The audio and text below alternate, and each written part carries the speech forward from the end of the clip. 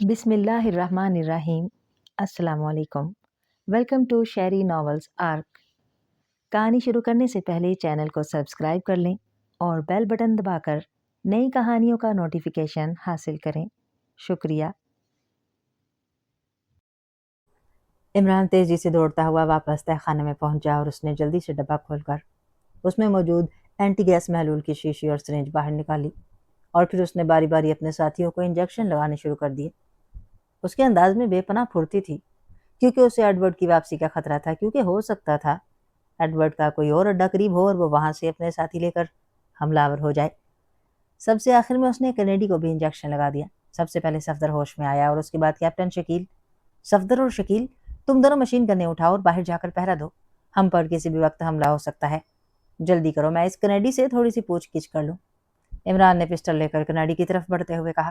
Kennedy का जिस्म अब हरकत में आने लगा था। तनवीर और जूलिया भी अब तकरीबन होश में आ चुके थे। ये हम कहाँ हैं?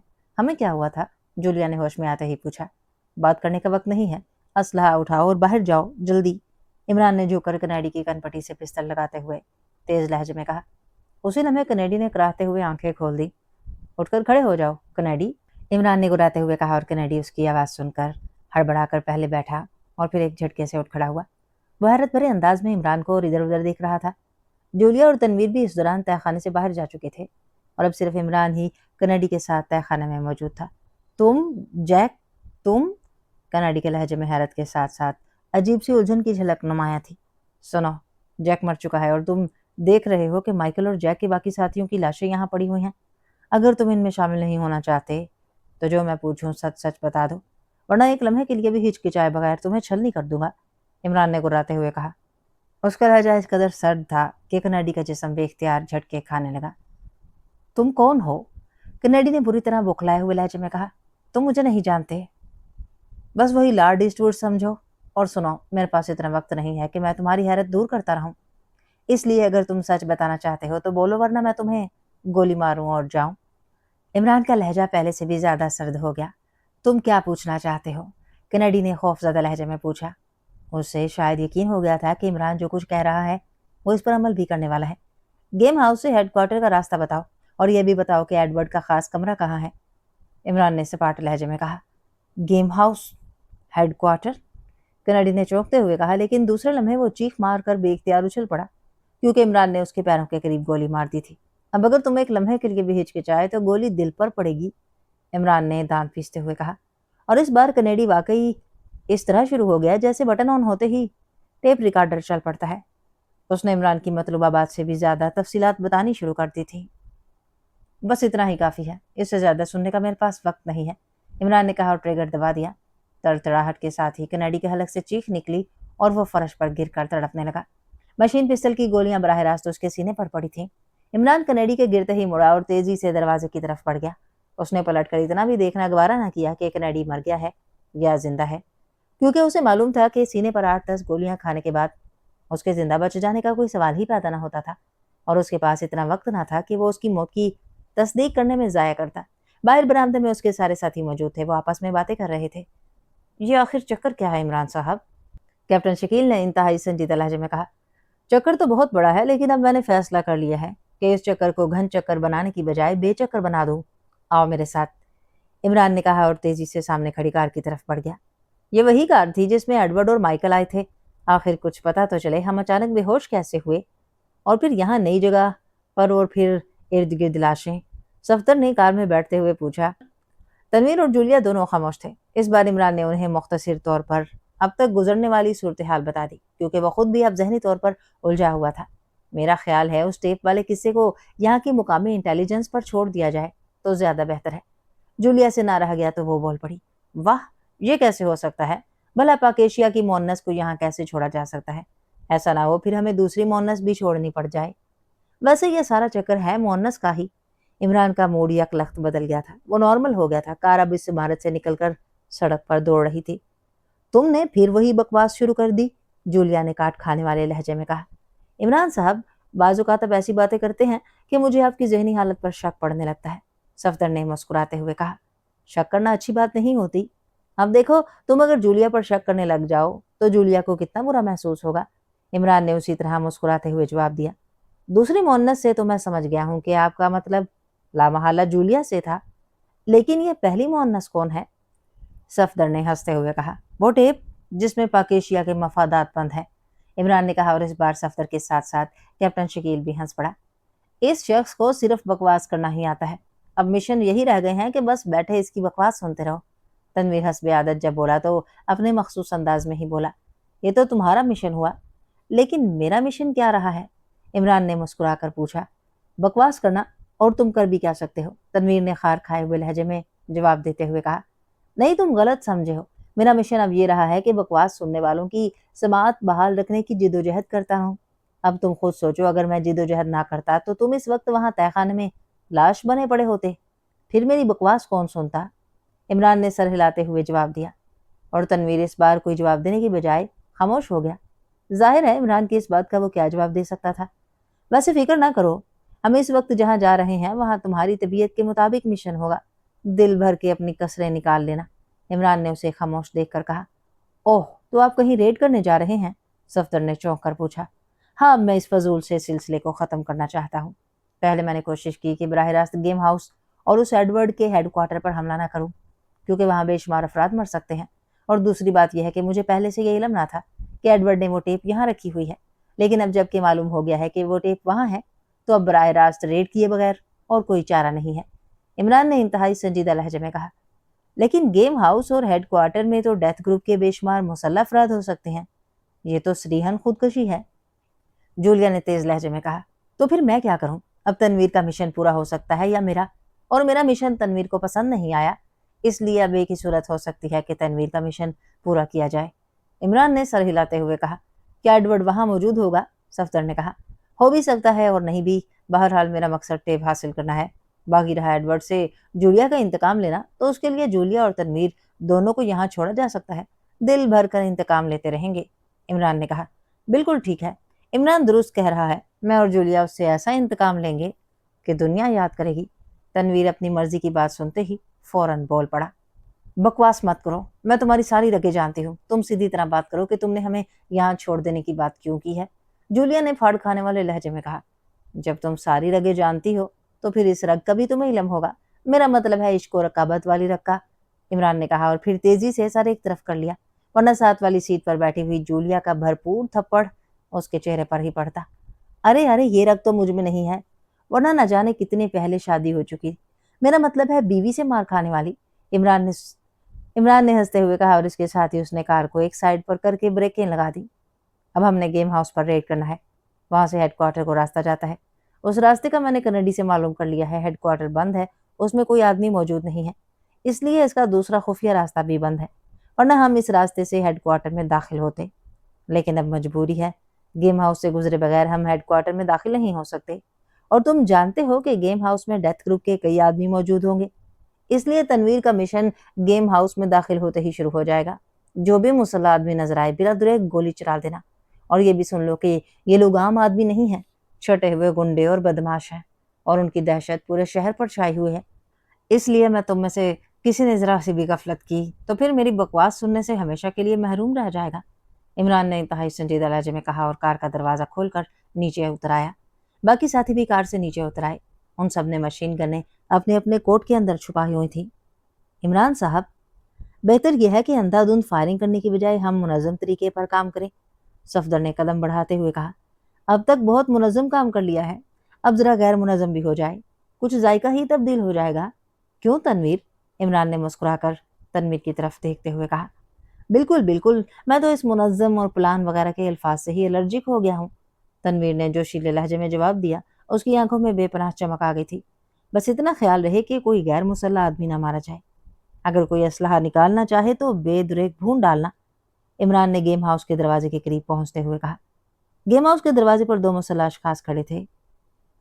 क्योंकि लोग गेम हाउस के अंदर आ जा रहे थे, इमरान और उसके साथी बड़े इत्मीनान से सीढ़ियां चढ़ते अंदर दाखिल हो गए। यस तनवीर, अपना मिशन शुरू कर दो, इमरान ने अंदर दाखिल होते ही मुस्कुरा कर कहा, और दूसरे लम्हे पलक झपकने में उन सब ने अपने कोटों के अंदर से मशीन गनें निकाली और फिर तड़तड़ाहट की खौफनाक आवाज़ों के साथ ही गेम हाउस का हॉल इंसानी चीखों से गूंज उठा। عمران نے پہلا نشانہ کاؤنٹر مین کا لیا اور دوسرے لمحے اس نے بجلی کسی تیزی سے مڑ کر گیٹ کی طرف رخ کر کے ٹریگر دبا دیا اور گیٹ میں دوڑ کر داخل ہوتے ہوئے دونوں مسلح افراد چیخ مار کر پشت کے بل نیچے گر گئے۔ عمران کے ساتھی اور خاص طور پر تنویر تو بجلی کا بنا ہوا تھا۔ چند ہی لمحوں میں وہاں موجود 10 کے قریب مسلح افراد فرش پر ڈھیر ہو چکے تھے، جبکہ باقی افراد بری طرح چیختے ہوئے از خود نیچے گر گئے۔ خبردار، کسی نے اسلحہ نکالنے کی کوشش کی، عمران نے چیخ کر کہا اور اس کے ساتھ ہی اس نے ہاتھ اٹھا کر فائرنگ روکنے کے لیے کہا۔ اس کے ہاتھ اٹھاتے ہی اس کے ساتھیوں نے فائرنگ روک دی، مگر اسی لمحے تنویر نے یکلخت ایک بار پھر ٹریگر دبا دیا اور ایک مشین کی آڑ میں دبے ہوئے 2 افراد چیخ مار کر گرے۔ ان کے ہاتھوں میں ریوالور تھے۔ سب لوگ باہر نکل جائیں ایک لمحے میں، ورنہ ان کی موت کے ذمہ دار ہم نہ ہوں گے، عمران نے بری طرح چیختے ہوئے کہا اور پھر وہ خود تیزی سے ایک طرف ہٹ گیا۔ دوسرے لمحے حال میں جیسے بگدڑ سی مچ گئی۔ لوگ دیوانہ وار گیٹ کی طرف بھاگے اور دیکھتے ہی دیکھتے ہال خالی ہو گیا۔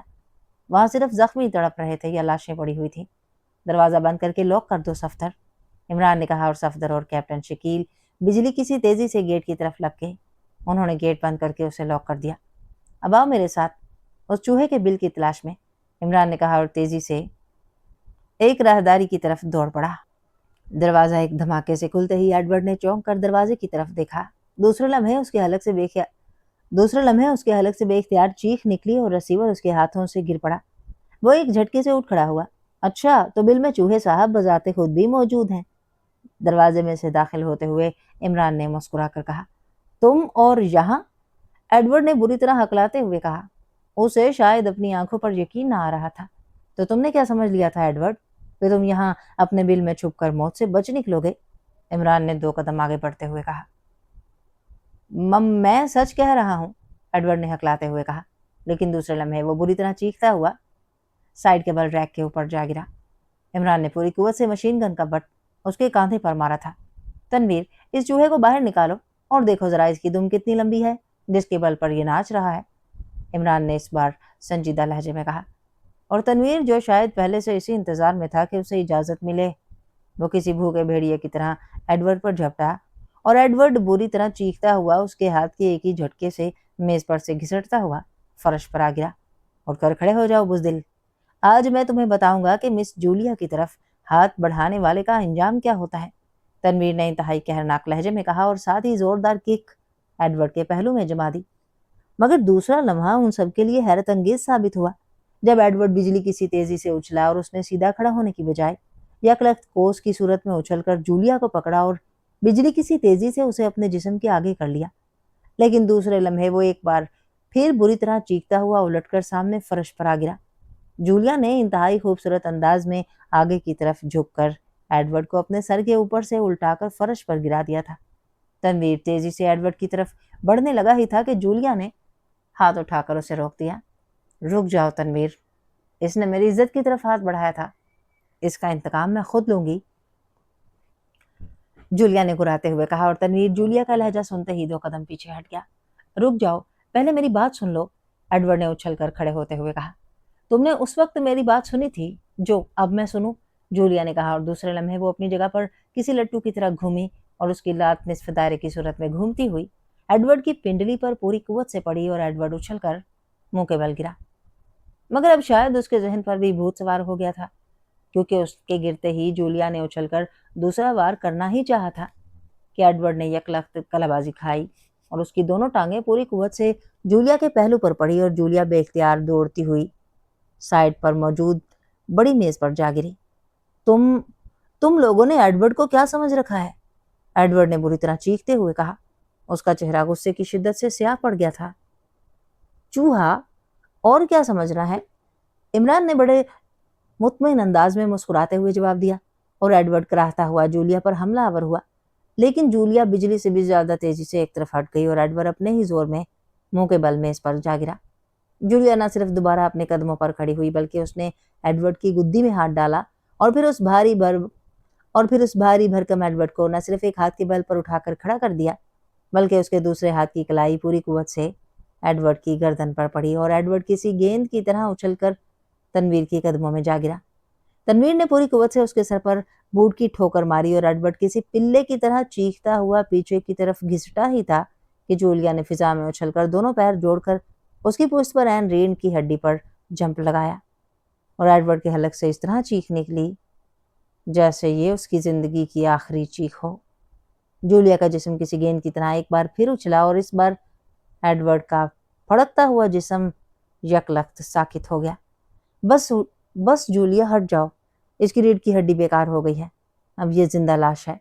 इमरान ने आगे बढ़कर कदरे सख्त लहजे में कहा और जूलिया, जो शायद तीसरा जंप लगाने के लिए उछली थी, अपने जिस्म को मोड़कर एक तरफ फर्श पर खड़ी हो गई। एडवर्ड अब फर्श पर सीने के बल हाथ पैर फैलाए हुए इस तरह पड़ा कराह रहा था जैसे जमीन से चिमटा हुआ हो। इमरान ने आगे बढ़कर उसे गर्दन से पकड़ा और उठाकर मेज की साइड में पड़ी हुई एक कुर्सी में ठूंस दिया। तकलीफ की शिद्दत से उसका भयानक चेहरा अब इस कदर मसख हो चुका था कि देखने के काबिल भी ना रहा था। अभी तो तुमने सिर्फ रिहर्सल देखी है मिस्टर एडवर्ड, वरना मिस जूलिया तो हड्डियां तोड़ने की इतनी माहिर है कि उन्हें बड़े से बड़ा सर्जन भी दोबारा नहीं जोड़ सकता। इमरान ने सर्द लहजे में कहा, मैं राजीनामे के चक्कर में मार खा गया, वरना मैं एडवर्ड हावर हूं जिसका नाम सुनते ही दुनिया दहशत ज़दा हो जाती है। एडवर्ड ने रुक रुक कर कहा, उसकी हलक से आवाज भी पूरी तरह ना निकल रही थी। उसका पूरा जिस्म बेहिस्सो हरकत हो चुका था। राजीनामा? अच्छा, तो तुम राजीनामा करना चाहते थे? वाह, क्या बात है। अच्छा, वाकई अच्छा तरीका है। जब अपना दाव लगा तो झगड़ा और जब ना लगा तो राजीनामा। इमरान ने मुस्कुराते हुए जवाब दिया, मैं सच कह रहा हूँ। तुम्हारे आने से पहले मैं आर्थर से यही बात कर रहा था। मैंने उसे मुअत्तल करा दिया था और अब मैं होम सेक्रेटरी को फ़ोन करके उसे बहाल कराना ही चाहता था कि तुम आ गए। मैंने उसे तफसील से बताया है, तुम बेशक उससे बात कर लो। उसका नंबर 1110333 है। एडवर्ड ने उसी तरह तकलीफ भरे लहजे में रुक रुक कर कहा, आर्थर को तुमने मुअत्तल करा दिया? वो क्यों? इमरान ने वाकई हैरान होते हुए कहा और जवाब में एडवर्ड ने मुख्तसर तौर पर सारी बात बता दी और इससे पहले वो आर्थर को बता चुका था। कमाल है, यहाँ के होम सेक्रेटरी इस तरह गुंडों के हाथों ब्लैकमेल होकर इंटेलिजेंस के चीफ कमिश्नर को मुअत्तल कर देते हैं। खूब, ऐसे सेक्रेटरी को तो वाकई सेक्रेटरीट की बजाय होम सेक्रेटरी होना चाहिए था। बहरहाल तुम फिक्र न करो, मैं आर्थर को भी बहाल करा लूंगा और सेक्रेटरी को भी उसके होम यानी घर भिजवा दूंगा। तुम अपनी बात करो। वो टेप कहाँ है? इमरान ने यकलख्त संजीदा होते हुए कहा, मेरे पास टेप नहीं है, मैंने तो सिर्फ अपनी बड़ाई के लिए कहानी गढ़ी। एडवर्ड ने जवाब दिया, तो इसका मतलब है तुम्हारे दिमाग में अभी चंद कीड़े रेंग रहे हैं। ठीक है, पहले उन कीड़ों का इलाज होना चाहिए, इमरान ने गुर्राते हुए कहा और जेब से मशीन पिस्टल निकालकर एडवर्ड की तरफ बढ़ा। उसका अंदाज बेहद जारहाना था। मैं सच कह रहा हूँ, यकीन करो, मैं सच कह रहा हूँ, एडवर्ड ने बुरी तरह घबराए हुए लहजे में कहा और इमरान यकलख्त रुक गया। एडवर्ड का चेहरा, आंखें और अंदाज बता रहा था कि या तो वो वाकई सच बोल रहा है या फिर वो गजब का अदाकार है। अब तो चाहे तुम्हारे पास टेप हो या ना हो, तुम्हें टेप तो बहरहाल देनी ही पड़ेगी, इमरान ने गौर से उसकी आंखों की तरफ देखते हुए सर्द लहजे में कहा। तुम्हारी मर्जी, यकीन करो या ना करो, मैं अब सच बोल रहा हूँ। ठीक है, मुझे मार डालो, पूरे हेडक्वार्टर की तलाशी ले लो, जो चाहे करो, एडवर्ड ने एक तवील सांस लेते हुए कहा और इमरान ने बुरा सा मुंह बनाते हुए पिस्टल वापस जेब में डाल लिया। अब उसे यकीन हो गया था कि वाकई एडवर्ड सच बोल रहा है। तुम वाकई एक घटिया बदमाश हो, तुमने खामखा हमारा वक्त ज़ाया किया है और इसका नतीजा तुम्हें और तुम्हारे पूरे डेथ ग्रुप को भुगतना होगा, इमरान ने नाखुशगवार लहजे में कहा और मेज के किनारे पर मौजूद टेलीफोन की तरफ बढ़ गया। उसने रिसीवर उठाया और फिर तेजी से नंबर डायल करने शुरू कर दिए। Yes, prime minister house. चंद लम्हों बाद दूसरी तरफ से एक आवाज़ सुनाई दी, प्रिंस ऑफ ढम बोल रहा हूँ, प्राइम मिनिस्टर से बात कराओ, इमरान ने बड़े तहकुमाना लहजे में कहा।